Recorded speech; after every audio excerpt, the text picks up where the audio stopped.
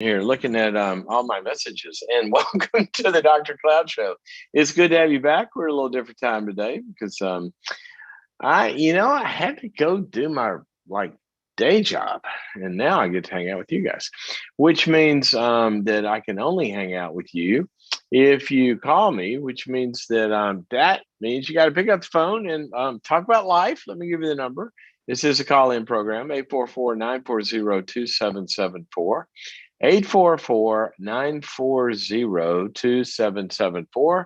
That's 844-940-2774 to get on the program and talk about life. For those of you who are new listeners or watchers, however you are getting this, some of you are on get it on the podcast, some of you get it on Instagram, YouTube, or Facebook, where you can actually see it, which I wouldn't want to look at me, but that's your choice. But I guess it does kind of add a certain kind of being there in the moment thing. But if you are new, this is where we talk about life and the stuff that affects you. And that means people sometimes, and issues and dynamics and stuff in your head and stuff from the past and stuff from the past that's still in your head, and lions and tigers and bears. Oh my, all of that stuff. And we dissect it. We talk about it. We try to learn from each other. And one of the key things that I love about this program is this is a tribe that learns from each other. As we share stories, that's how we learn, and that's how we heal, and that's how we grow. And we do that for each other. So that's what this is about. I often say that as we learn, as we grow, as we go forward, each episode, each time we talk about stuff, we're developing herd immunity to dysfunction, one dynamic at a time. And so that's what we do here. So give me a call if I can get my screen to work right here. 844-940-2774. 844-940-2774 is the number to get on the program. One quick announcement: sign up for the marriage webinar.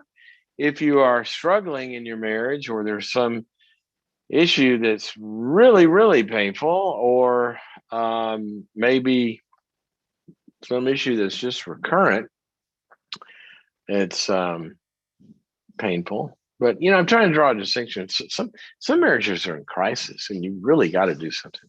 And we're going to talk about that in this event. And there's some painful dynamic. The marriage, you're fine. I mean, you're okay, right? But there's this one hurdle that you keep ending up in the same place talking about that problem, and that's a certain amount of people at any given moment. And then there's good marriages, really good marriages that just want to improve. Well, we're going to cover all of that in the marriage seminar. It's called the Marriage Equation. 2 hours right here on May 19th. But if you sign up now, there's still an early bird. I think it's like a 50% off for the registration fee. 2 hours live webinar right here for you, or for you and your spouse, or if you want to gift it to somebody that you love that is struggling in their marriage. Go to boundaries.me/marriage, boundaries.me/marriage to sign up for that. All righty. So we are going to talk about here, I tried to do a kind of a thought while the phones are filling up out there in the phone land. Let me give you the number again. 844-940-2774, 844-940-2774 to get on the air. We have a line open, I notice. So here's the thought for the day. I'm gonna botch this because I don't have it in front of me, but I have the thought in front of me because it stuck with me from the time I read it, and I'm pretty sure it was from R.D. Laing, who was a British psychiatrist. I'm pretty sure he's the one that said this. Some of you who are Googlers, you can go find this out. But here's the way it goes, roughly, not verbatim, but roughly. Pain is unavoidable. But the only pain that is avoidable, and perhaps some of the greatest pain, is the pain that comes from trying to avoid pain. Now, let that wrap around your head there for a second. All right, you ready for this? And we'll say it again. Pain is unavoidable. And I'm going to hit pause here for a second. If you live in this world, if you've read the papers lately, it's a great world to live in, but it's not a perfect world. And there's some really painful stuff in this world and into each life to varying degrees. Some atrocities fall into some people's lives, and other people have trauma, and other people have a lot of hurt. And, but everybody knows pain. So that's what the first sentence is about. Pain is unavoidable. We can't avoid it. Okay, it's part of life. But the only pain that can be avoided, and perhaps some of the greatest pain, is the pain that comes from trying to avoid pain. Think about that. And that's what happens a lot of times in our lives. Pain gets resolved by going through it, right? By processing it. Well, processing it means facing it. Processing it means dealing with it. Processing it means embracing it. What if you don't? Well, then we're trying to avoid that. And so what happens is we have the pain that comes from not facing our pain. For example, grief is pain. Sadness is painful when we lose something or lose someone. But if we try to avoid our grief, then we get a different kind of pain. And usually that goes into something like depression, which doesn't have any movement and can be awful and terrible. I'll give you another example. Sometimes facing into a conflict with somebody is painful. It's scary. It's uncomfortable. It's tough. But then avoiding facing into that conflict maybe end up being hurt worse in the relationship, or maybe end up a lot of times even losing the relationship. A lot of times the people pleasers are the ones that get left. Or other ways in which avoiding working things out leads to, disengagement from the relationship. A lot of other things. How about not even processing pain of something that's happened? How about avoiding the pain of growth? It's painful to grow. But if we avoid that pain, then we're stuck with the pain that could have been avoided, which is what we've lost by not growing, or what we failed to resolve by not growing. For example, let's say you're a gifted athlete or you're a gifted student. And you could achieve really, really valuable things, have a career even, have lots of fulfillment. It's painful to get up at 5 a.m.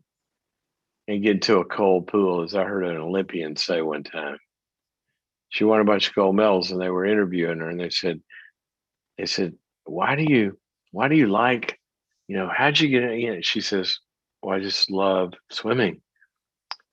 And they said, so you really love everything you do? She said, no, I don't love everything I do, because I have two things that I hate.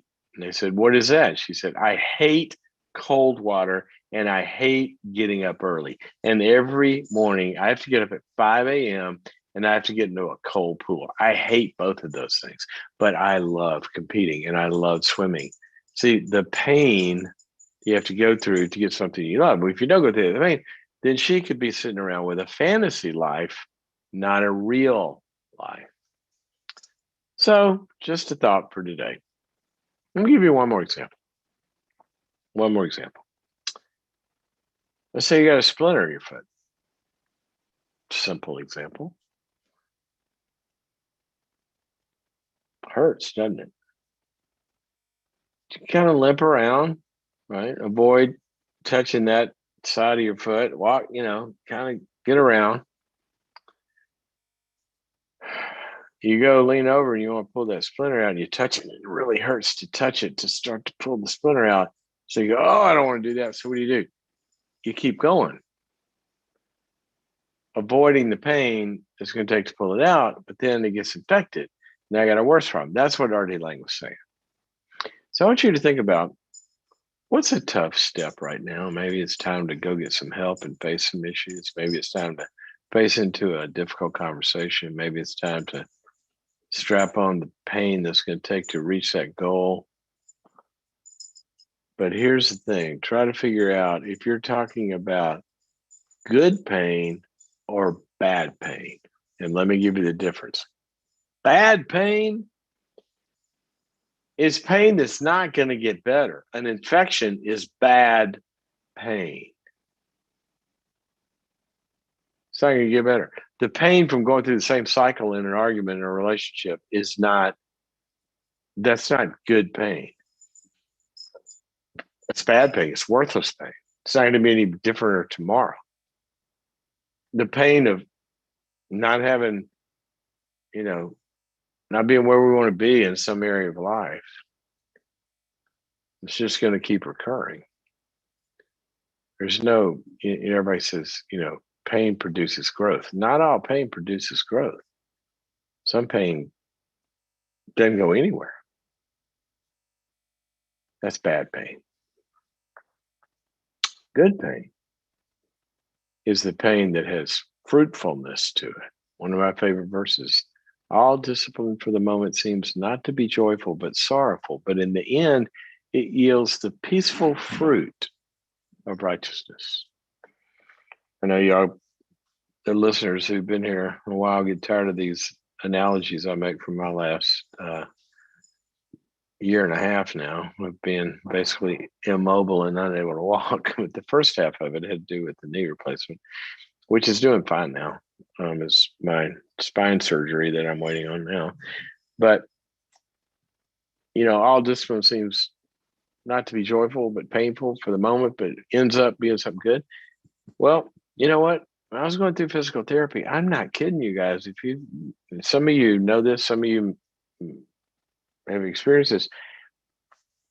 For every inch of flexibility that I got back, the pain that I had to go through to get that inch of flexibility in rehab was terrible. But it was so incredible. It's like I'd go through that session and like I'm biting my jaw and I got tears coming down my face and it's so painful. And then the next day, my knee would bend further than the day before. And I got to keep that. And I got to keep the next inch. And I got to keep so the good pain just is for a moment. But we get to keep the fruits of it. So that's the difference between good pain and bad pain. All righty. Here are the numbers before I go to the calls. In case you want to get on the program, there's, I think, a line up.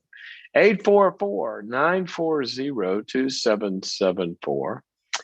844-940-2774 is the number you get on the show. All righty. Let's go and talk to Jenny, who's calling us from Illinois. Jenny, welcome to the program. Thank you. Hi there. Hi there. How are you? I'm very well, thank you. How are you? I'm doing well. Thank you for asking. You're welcome. So, what can I do for you? I just recently ended a slightly over 2-year relationship, and for the majority of the relationship, what kind of relationship was this? Your piano tuner? No. No, we were dating. Oh, a dating relationship. Yeah. Oh, that's fun. Yeah. So we were, we've been pretty serious for some time. And for the majority of our relationship, unfortunately, he's been unemployed. And that obviously is very stressful in any relationship. So we have What tried was to the work reason? through it, and his original position was eliminated, so essentially laid off, and this was pre-COVID, so it was right before COVID really hit. And the issue. So he was really working hard to find another job and just couldn't. Well, that's the problem. That's why I asked. Yeah, he said that he was looking and was making several attempts and had several interviews, but come to find out after quite a few months, he wasn't trying as hard as he said he was. He was collecting unemployment and was getting pretty comfortable, which I didn't agree with. Yep. And so is that basically why you ended it? Yes. Yes. Okay. I just felt like he had no motivation to move forward, and I'm a pretty motivated person. We were supposed to be planning on, moving in together and getting married, and I just felt like I was being left with all of the responsibility, and it finally broke me, and I spoke my mind, hence ending the relationship. Okay. So, were you going to move in together and then get married in that order, or were you going to get married and then move in together? We were actually actively looking to move in together. So we were looking to do that prior to getting married. Were you pushing that, or was he pushing that? It was mutual initially, but then I got more and more uncomfortable with him not working, and he was pushing more and more on his end, the benefits of us living together, less bills, sharing. Yeah. How about that? Okay. Generally, and this is not why you called. Generally, I don't think it's a good idea. But anyway, so what's your question? So I guess my question is this, I obviously still love and care about him very much and hope that we can somehow have a friendship. But did you say you still love and care, or you're still in love and care? I'm still in love and care. Oh, and so you want to be friends, but you're still in love with him, but it's not going to work as an in-love relationship. Correct. And I guess my question is,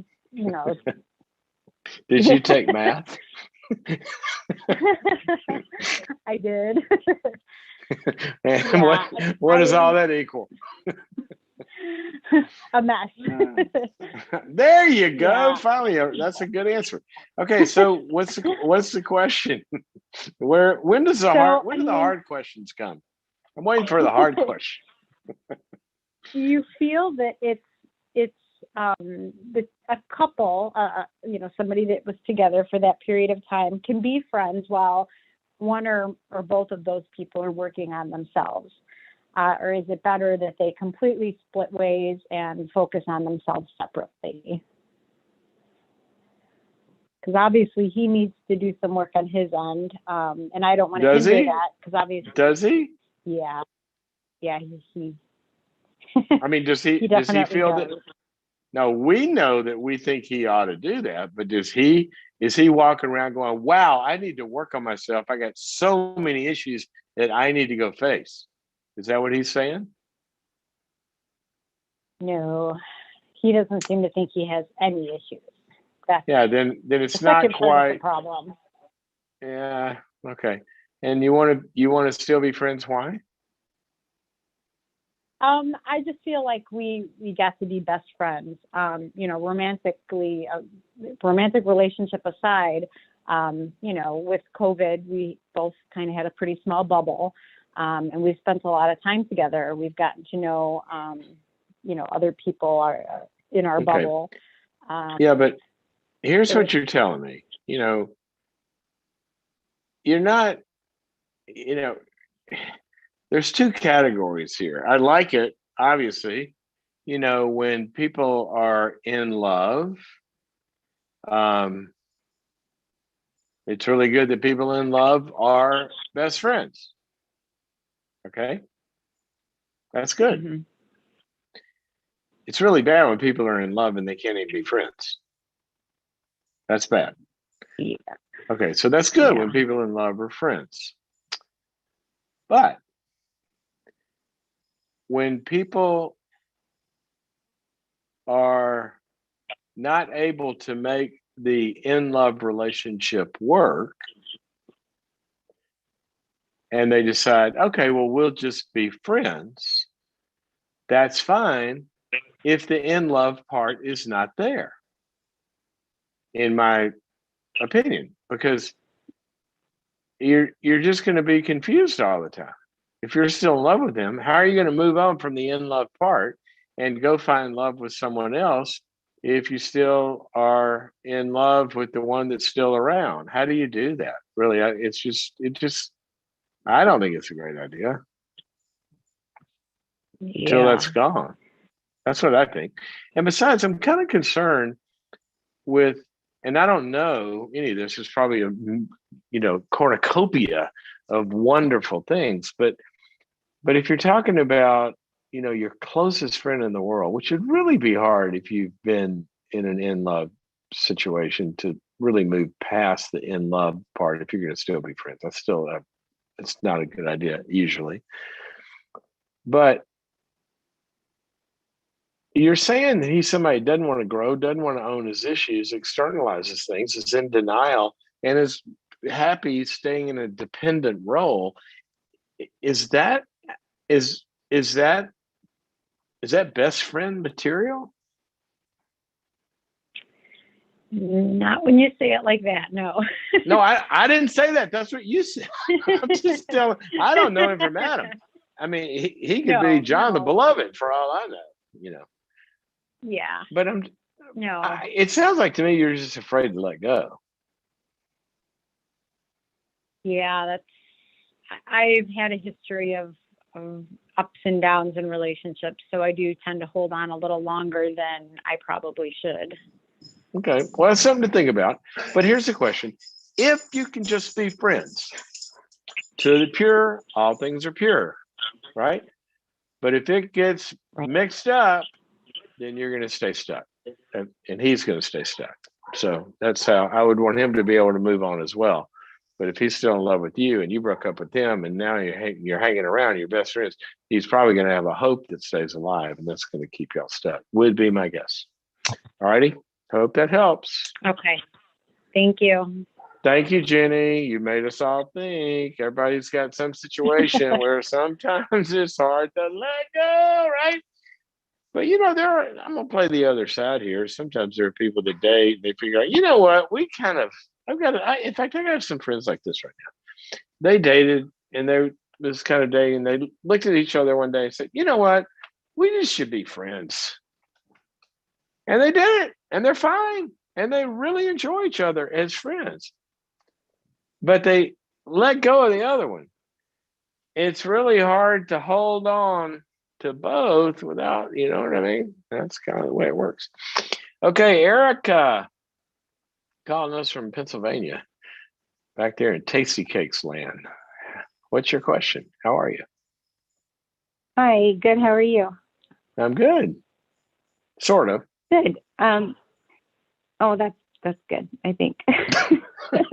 I'm whining. I'm kind of been whining lately because I'm sick of not being able to stand up or walk, and I'm having spine surgery next week. Hopefully it's going to fix it. So when people ask me how am I kind of have to be honest. Anyway, but I'm okay when I'm sitting down. Oh, well, thank you. Yeah. So how can I help you? Yeah, sure. So my question is, what are appropriate boundaries to set with my husband who has messaged girls on social media and liked girls with bikinis and followed them? And is it cheating? It happens on and off and says it's going to get better, but it doesn't. So he acknowledges that it's a problem, but then he doesn't stick with resolving that it's a problem. That's a good first step. Does he say, yeah, I've got an issue. I can't say no to skin, looking at skin, or however he puts it. Okay. Yeah. So he's owning. He's owning it. Yeah. He's owning it. He's just not. Are you kidding me? Erica, I have a big dog barking in somebody outside. I'm sorry. Now, when he says it's going to get better, what's his plan to make it better? That's what I mean. That's where it kind of stops. I feel like it's like we end up talking about it, and then it just like, he'll see a counselor about it, and but then it just goes back to the same thing. Yeah, he talks to people. He has talked to someone about it, so it's not like he doesn't. He just keeps it to himself. When you say talk to someone, like who's he talking to, and what are they doing? He's talking to a pastor.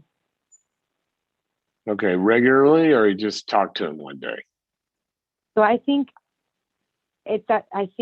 I'm not really sure. I know that he's talked to them before, and I'm not 100% sure how often, because he's very like closed to telling me how often, like, or if he talks to them or not. I just find out. Okay.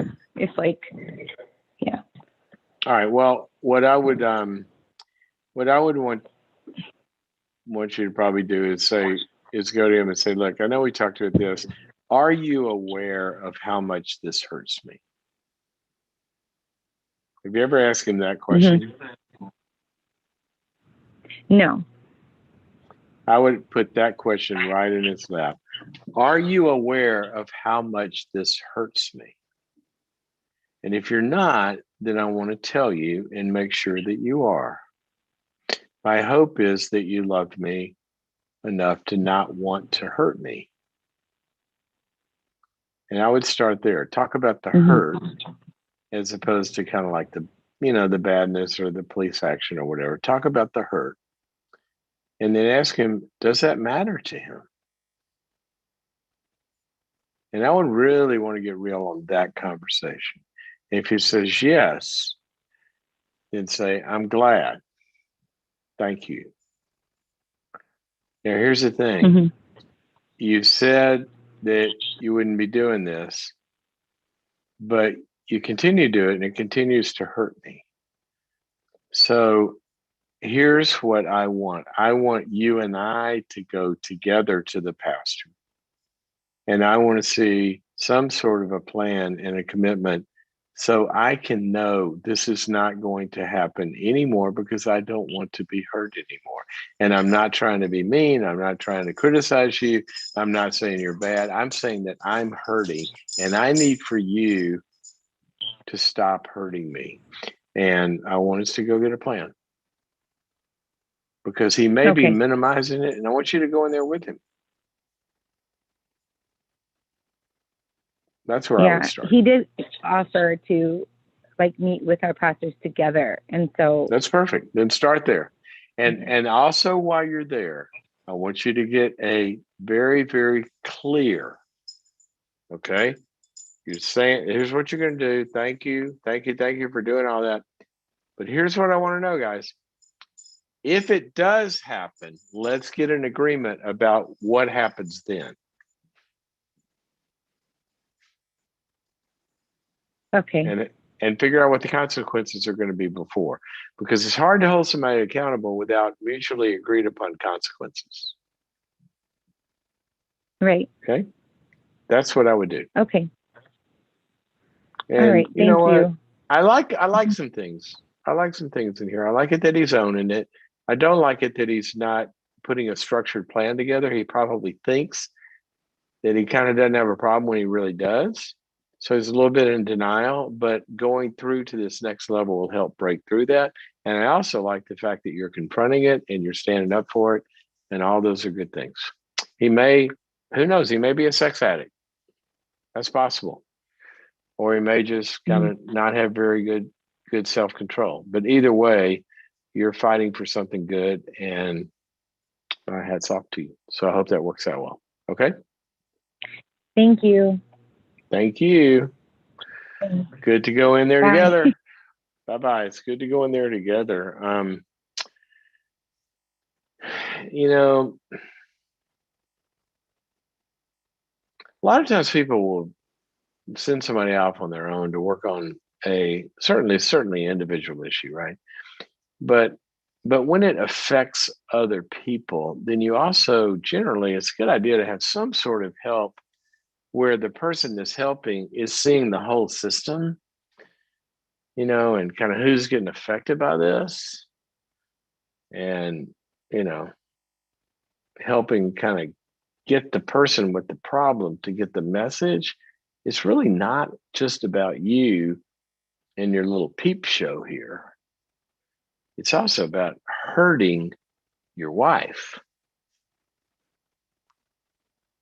And I want to make sure you get that. Sometimes it takes another person in the room to get that across. All righty. Let's go to Mary, who's calling us from Canada. First international caller of the day. Welcome, Mary. How can I help you?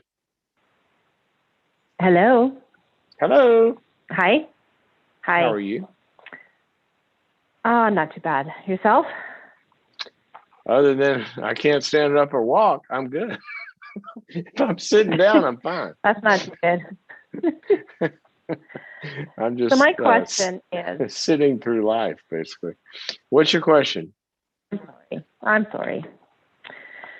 My question is, how can I effectively show love to my grown daughter and her non-Christian boyfriend when I don't condone their relationship? Am I just being judgmental? I don't know. Are you? What do you mean? How can you show love? How do you usually show love? How do I show love to him when I am not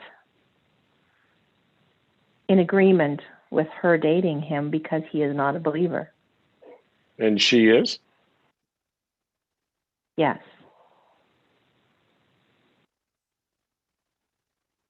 Well, on what basis would you have a problem with this? Let's start there. Well, I know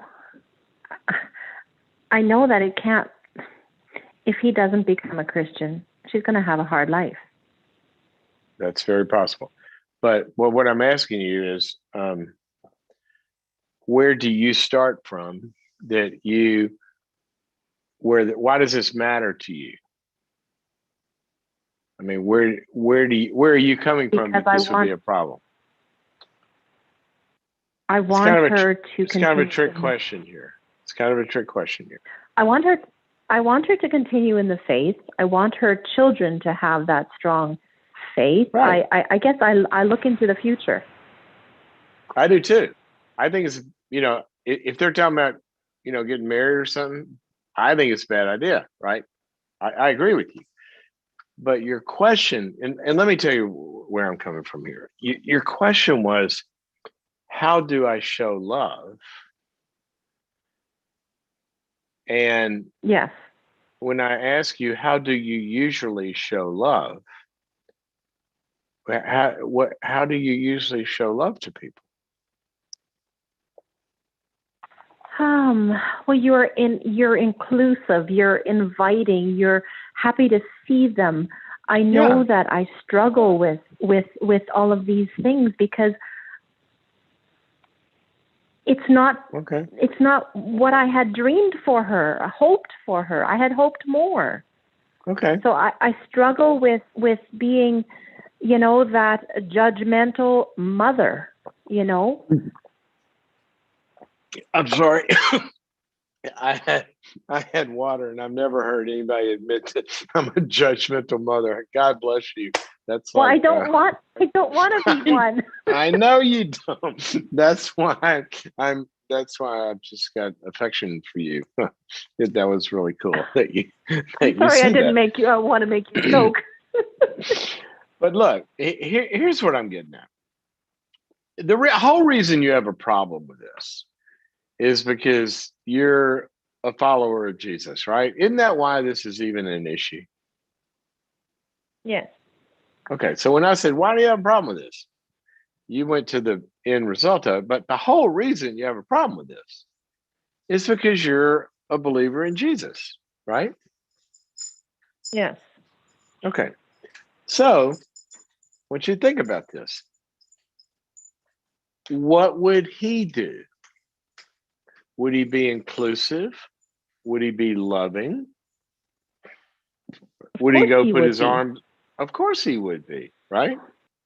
And so, yes, I just want you to start there and realize that, see, sometimes you think, well, if I'm going to be the Christian in this, and I gotta wave the flag and take a stand and all this kind of stuff and push against. And let's just get that out of the way and say, okay, here's the issue. If you're going to be a Jesus follower in this, then we really want to be inclusive and embracing and loving and all of that of him, right? yes, Okay. we do. All right. Now let's start there. Now, why can't I be inclusive and loving and kind and all of that? And at the same time, say to you guys, do they talk to you about their relationship? Yeah, we have lots of discussions. Too much, probably. Oh, okay, so they already know how you feel about the believer non-believer thing. Oh, yes. Oh, yes. Oh, yes. Oh, I wish I had those tapes. Okay, so then you're not. Here's what I want to get you over. You're not condoning something when you're disagreeing with something. You're not condoning it at all by loving him. To me, it feels like if I show him love, she will think it's okay now. Okay, Mom and Dad have accepted, it's all good. Well, why don't you ask her? So, you know what? I'd love him. I want to love him. I'd love to, I can see why there's so many things in him that you love. And I'm going to love him. I'm going to include y'all. I still don't want you to ever forget, though, that if you're wanting my advice, I don't think this is a good idea until he comes to faith. Why can't I be both of those things? I don't know. I'm struggling with that. That's why I'm asking you.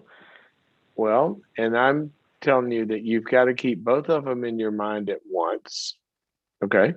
And then I think you also probably, and this is a hard thing. I mean, I'm a parent of two girls too. I could end up in the same situation one day.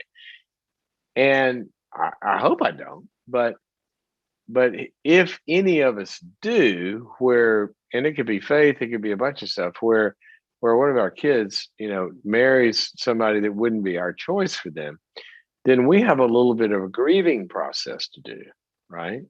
We wish that they would do it. We wish they'd do it this way, but they haven't. I guess I got to give up my dream of that, and I've got to love them where they are. And that is the difficult part.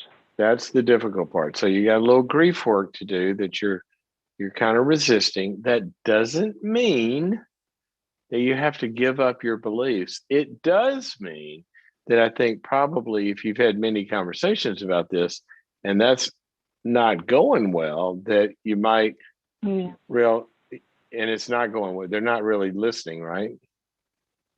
No. Yeah. Then I would say, gosh, to continue to do that strategy probably is not the best one. So they already know. It's not. Yeah. So, okay. So they know how I feel. So they're going to go wherever they are. I'm just going to love them where they are. I mean, that's kind of what God does when we don't get with his program. He continues to love us where we are. And my hunch is love is probably going to have a better chance of winning in the end than just continuing to not love and tell somebody they're wrong. That's probably. So I don't think bottom line, as long as you have told her how you feel and what you think and that you love her and you want something different for her, then you're not condoning anything by loving them. So just go love the socks off of them and be honest. All right. We will, with God's help. Oh my goodness. Well, that's exactly right. And I'll tell you something else, in case well, I think I did this. I've got I think on the dating, you might want to take a look at my dating seminar. I'm going to gift it to you. Well, I don't know. I don't know if you want to anyway, but there, because I was thinking maybe she and he would listen to it. But here's the problem: when it sounds judgmental. Well, why would you date? Why wouldn't you marry somebody? That's being so judgmental. You wouldn't marry somebody that doesn't believe like you do. Well, it's not a judgmental thing. It's a direction in life thing. And what happens is the way I always talk to singles. This is the way the Bible puts it. The unequally yoked, right? You yoke a oxen team together to go through and do the work of life. Plow the field, and if one of them turns, the other one's got to turn with them because they're yoked. When you're married, you become one. You've thrown your lives in together, right? And so if one of you is headed down this direction and makes decisions about finances and kids, how you spend your time, what you care about, what you give yourself to, that has to do with the faith, and the other one's going in a different direction, then you're constantly like pulling at each other. Plus, you're not sharing what should be the most important orienting thing about your life. And that's the pain that you feel for her. You don't want her to be having that going on in her life. Exactly. And she admits, she says she will not marry him unless he is a Christian. Oh, well, then what are you worried about? Yeah. I know how these can go. I know how these things can go. Oh, and so sometimes she also will tell us what we want to hear. Ah, okay. So she's not totally reliable. Well, she likes to please us. But yeah, apparently not. Apparently not. I mean, well, to a certain extent. To a certain extent, right? Yeah, she'll say, and sure, also Mom. do her own thing. There you go. How about those kids? They grow up and they become their own people. Dadgummit. All right, so I would love her. I'd get it. I think she and he, she's told him, I'm not going to marry you if you're not a Christian. She said that. She dragging him to church, all the good things you got to do. Well, it's pretty difficult during COVID. Oh, okay, but online, I don't know. But my point is she actively talking about this? Some. And she's talking about it to him. She started the relationship not, but now it has become more of an issue for her. More. Oh, good. Okay. Then listen. Let her carry that pain. If you become the enemy, then they're going to get united against your push. Yeah, it's going there. Let her deal with it. Okay. I got to run. Got to talk to some other people. I love your care. Just maybe time to appreciate it. Like change strategies a little bit. Okay. That is a tough one. And for those of you singles out there, you can go to boundaries.me and you can get the How to Get a Date Worth Keeping webinar. It's right there on the site. You can find it. And in there, I talk about this question. And there's a lot of dimensions to this. Some people say, well, that sounds so judgmental. Why wouldn't you marry somebody that doesn't have the same? Well, there's just some life direction things that it gets very difficult. It's very difficult. And it doesn't mean it can't be done. I mean, the Bible even talks about that. Yeah, win them over. It can be done. It can work out. And it says you already find yourself in that situation, stay there. I mean, it's blessed, right? In some ways, as Paul talks about. But that doesn't mean that by design it's going to be the easiest or the best, because it's also a big part of your life that you want to be able to share. And people need to think about that. If your faith is important to you, Faith is not something that's kind of like a, what would it be like? Take, I don't know, take tennis in my life.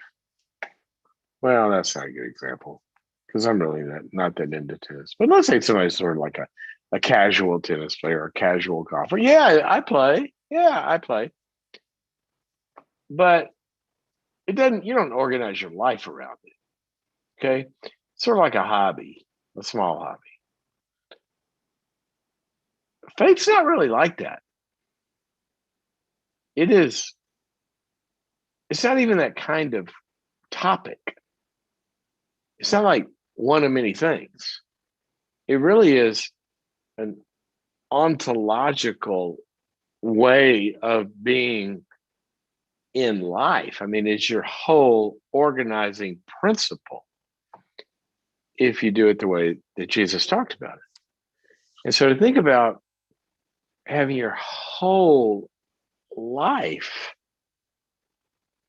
and not be able to be shared, that's just not ideal. Now, again, if you're in that situation, then obviously you can have a very good marriage and do a lot of good things, but it's not going to be probably for you. Ideal doesn't mean it's not good and you don't stay in it. But if you're single and you got a choice still, then it's a good thing for you guys to be talking about because there's a lot of ways you can be torn apart. All righty. So let's say, let's talk to Laura. Now, here is a really interesting question. Laura's calling us from New York about wacko psychological theories. Laura, welcome to the program. I want to hear about your wacko psychological theories. Talk to me. Thank you for taking my call. You're welcome. I am a music therapy student, and as such, cool. we're studying all sorts of, the whole host of theoretical orientations. And I am having a difficulty. How do I navigate these theories that either like that I have a problem with from a biblical perspective? In particular, right now, this one class, we're looking at the teachings of Carl Jung and doing dream analysis and inner work, and I'm being asked to experience some of these things through these lenses. I'm like, I don't agree with your theory. How am I supposed to do this? What is it about the theory? Well, I'm gonna ask you three questions. What do you mean by navigate? You said, how do I navigate this? So, I mean, you study them. Yeah, I mean, as right? a believer, you can study anything.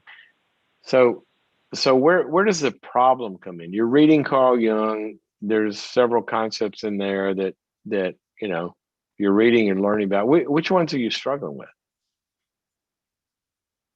Just the basics of the psyche and this search toward higher consciousness, and that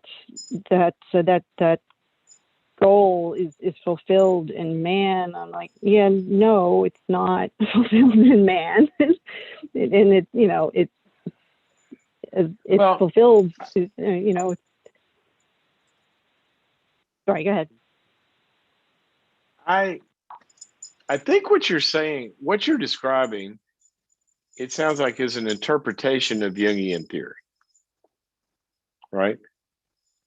I don't know if you would see as a construct the goal of life is fulfilled in man.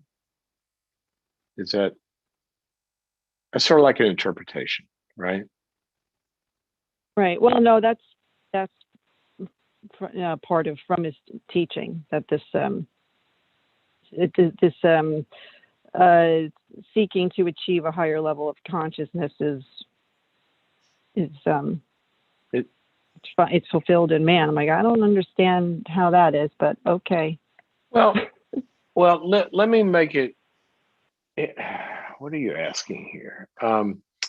Okay, I'll get specific about Jungian theory for a moment. Okay, this is everybody else's eyes are going to glaze over, but you're a graduate student, so I'm going to talk to you about it. All right.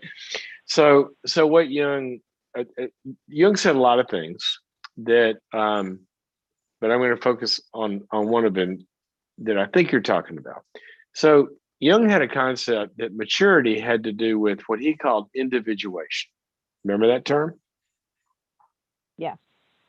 Okay, and an individuated person was someone who had, and you can call it a higher level. I don't think he used the kind of exact language that you did, but an individuated person comes from basically kind of like a couple of places or a couple of emphases, and one of them is integrating into your self concept and your experience all of your different parts. Okay, now, and he used a lot of words for those and metaphors for those and archetypes and all this kind of stuff. You familiar with all that? I am. Okay. So he would say that maturity, or in his word, individuation, which is a different way of using that word than classical psychoanalysis uses it, which means to be a separate person. But he used it as to be kind of a mature person. You integrate all your different parts. Agreed? Yeah. Okay. So do you have a problem with that idea?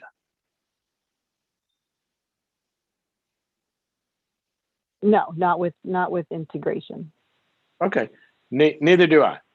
And among other things, and this is really, really, I think, a cool thing. See, a lot of this stuff you have to look at and you go, oh, that's what he's talking about. You know, if you're creating the image of God, okay, God has, how many names does God have? If you go, Elohim and El Shaddai and Adonai and all of these names, and all those different names refer to a part of God's personality, right? The ruler, Right. the healer, all of those things. That's kind of the idea here, that God in his oneness, and remember, the Lord, hear, O Israel, the Lord our God is one.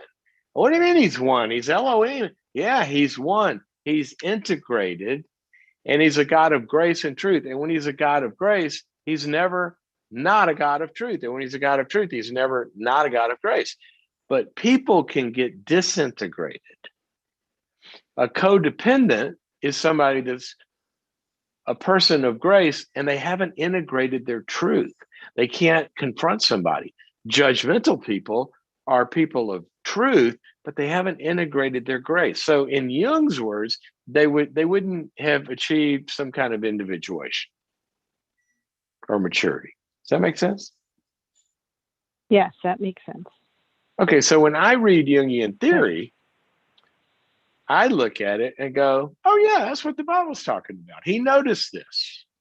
Now, does that mean that I have to buy into his plan of salvation? No. But I can get with the, oh yeah, I see that. That makes sense to me. Oh, that's what the Bible's talking about when it does this, because he observed it. He's, and he's going to be wrong a lot, like every other theoretician. But I think you can look at it when you say, how do you navigate it? I would look at it and see what in there does the Bible describe also. Does that help? Yeah, I mean, that's what as I'm going through, I'm making notes to myself, to go back. But in the meantime, I have to do assignments and so on, and I'm like, I don't even know how to do some of this stuff because of what? I am like, well, I am so overdone right now. with well, I mean, if you're not semester. If you're not chanting to idols and stuff like that, I mean, just to read different concepts and try to integrate and get in touch with your different parts, I don't see where that's a big problem.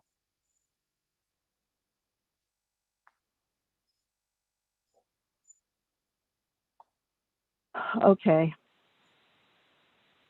You don't sound satisfied with that. So I guess, Yeah, no, I guess then what it means now is like next steps for me with approaching some of my assignments.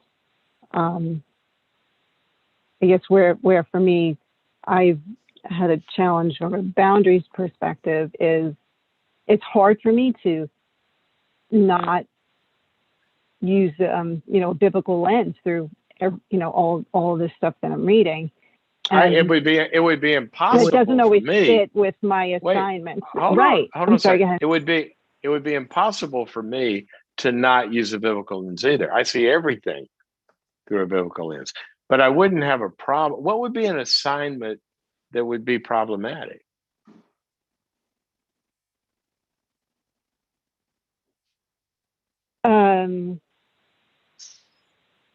We're doing like this dream analysis thing. Yeah. And being asked to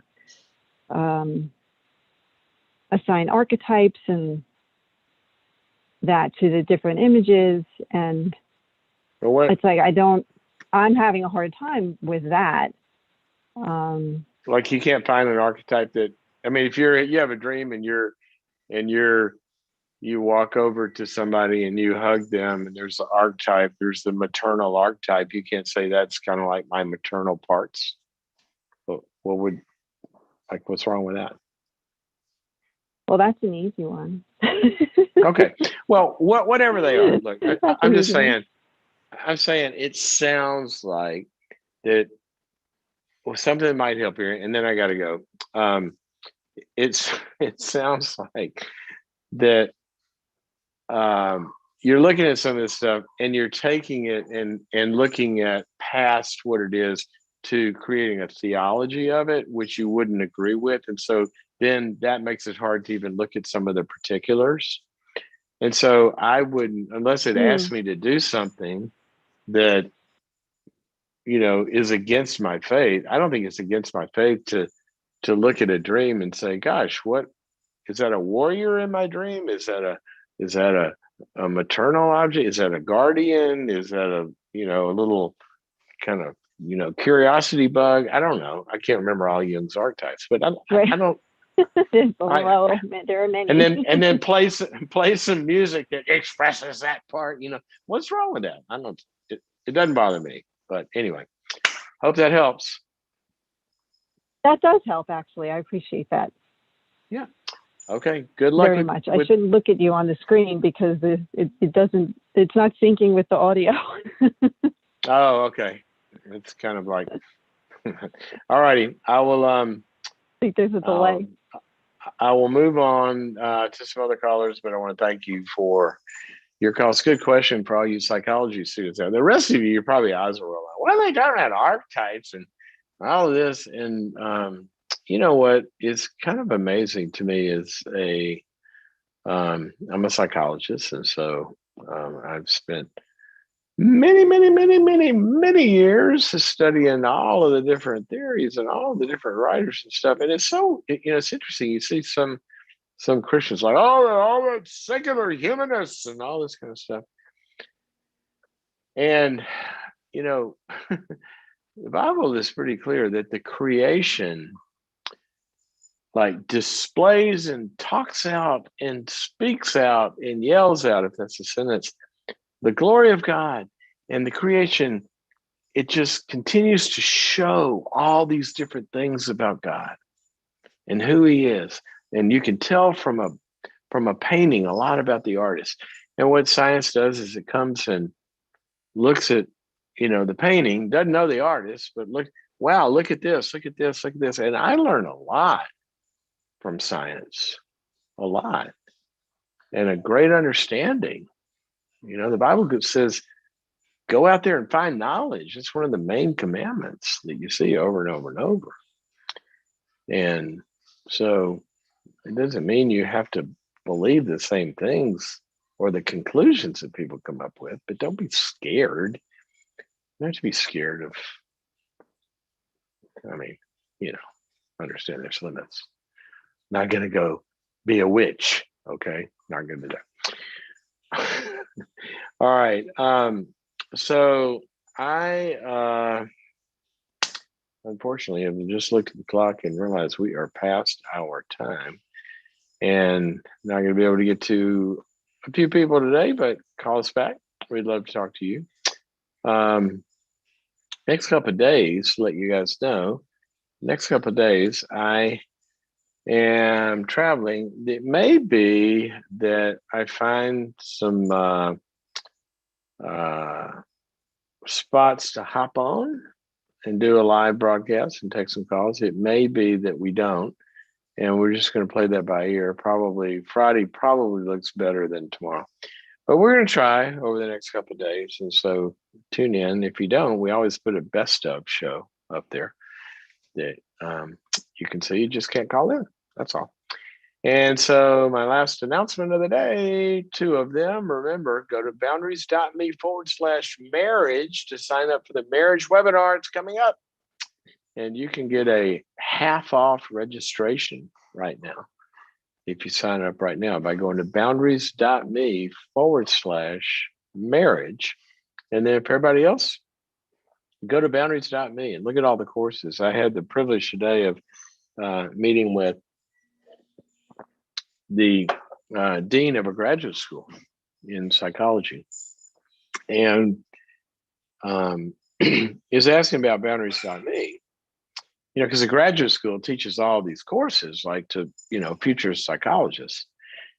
And I said, well, let me show you something. So I pulled up boundaries.me.